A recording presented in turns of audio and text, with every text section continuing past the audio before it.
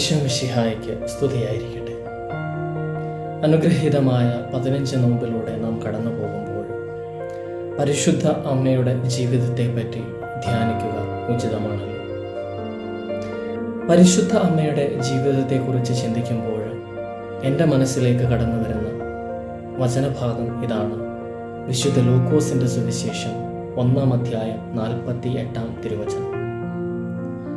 ഇപ്പോൾ മുതൽ സകല തലമുറകളും എന്നെ ഭാഗ്യവതി എന്ന് പ്രകീർത്തിക്കും. അതിൻ്റെ ഇംഗ്ലീഷ് ട്രാൻസ്ലേഷൻ ഇപ്രകാരമാണ്: now on all generations call me blessed. അതായത് ഭാഗ്യവതി എന്നതുകൊണ്ട് അർത്ഥമാക്കുക അനുഗ്രഹീത എന്നാണ്, അനുഗ്രഹിക്കപ്പെട്ട.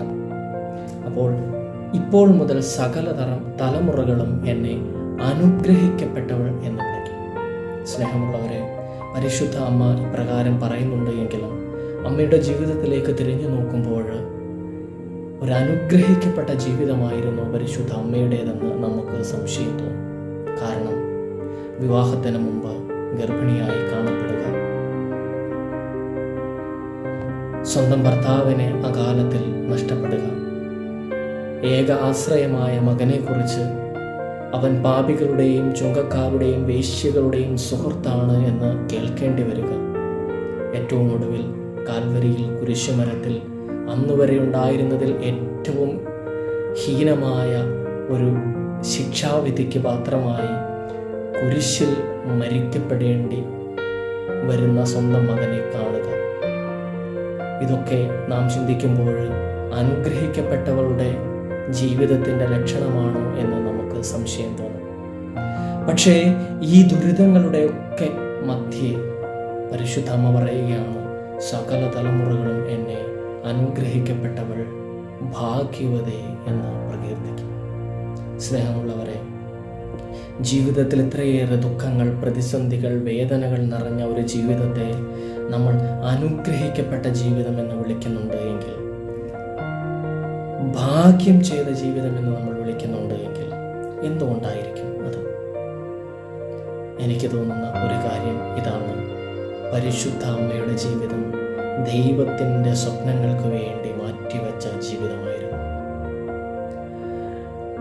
അന്നത്തെ കാലഘട്ടത്തിലെ ഏതൊരു യുവതിയെയും പോലെ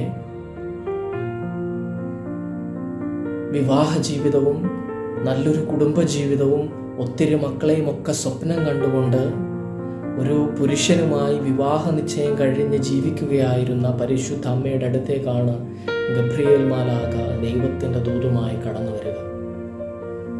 എന്നിട്ട് പറയുകയാണ്, നീ ഗർഭം ധരിച്ചൊരു പുത്രനെ പ്രസവിക്കും. സ്നേഹമുള്ളവരെ, അവളുടെ അതുവരെ ഉണ്ടായിരുന്ന എല്ലാ സ്വപ്നങ്ങളും അവിടെ തകർക്കപ്പെടുകയാണ്. അതെ, പരിശുദ്ധ അമ്മ തൻ്റെ സ്വപ്നങ്ങൾക്ക് വേണ്ടി ജീവിക്കാതെ ദൈവത്തിൻ്റെ സ്വപ്നങ്ങൾക്ക് വേണ്ടി ജീവിക്കുവാൻ തയ്യാറായി. ഗബ്രിയേൽ മാലാഖയുടെ സന്ദേശം ഹൃദയത്തിൽ സ്വീകരിച്ച ആ നിമിഷം മുതൽ അവൾ ജീവിച്ചത് ദൈവത്തിൻ്റെ സ്വപ്നങ്ങൾക്ക് വേണ്ടിയാണ്, ദൈവം അവളെ ഭരമേൽപ്പിച്ച കാര്യങ്ങൾക്ക് വേണ്ടിയാണ്. സ്നേഹമുള്ളവരെ, അതുകൊണ്ടാണ് പരിശുദ്ധ അമ്മയുടെ ജീവിതം ദുഃഖങ്ങൾക്കും ദുരിതങ്ങൾക്കും പ്രതിസന്ധികൾക്കും വേദനകൾക്കും ഇടയിലും അനുഗ്രഹിക്കപ്പെട്ട ജീവിതം, ഭാഗ്യം ചെയ്ത ജീവിതം എന്ന് നമ്മൾ പ്രകീർത്തിക്കുന്നത്. നമ്മുടെ ജീവിതത്തിലും ദൈവത്തിൻ്റെ സ്വപ്നങ്ങൾക്ക് വേണ്ടി ജീവിക്കാൻ നമുക്ക് സാധിക്കട്ടെ. നമ്മുടെ സ്വപ്നങ്ങളല്ല, ദൈവത്തിൻ്റെ സ്വപ്നങ്ങൾ നമ്മുടെ സ്വപ്നങ്ങളായി കണ്ടുകൊണ്ട് ജീവിക്കുമ്പോഴാണ് നമ്മുടെ ജീവിതവും അനുഗ്രഹിക്കപ്പെട്ടതായി തീരുക. ഈ 15 നോമ്പിലൂടെ നമ്മൾ കടന്നു പോകുമ്പോൾ, ദൈവമേ, നിന്റെ സ്വപ്നങ്ങൾക്കനുസരിച്ച് ജീവിക്കാനുള്ള കൃപ എനിക്ക് നൽകണമേ എന്ന് നമുക്ക് പ്രാർത്ഥിക്കാം. ദൈവം എല്ലാവരെയും അനുഗ്രഹിക്കട്ടെ.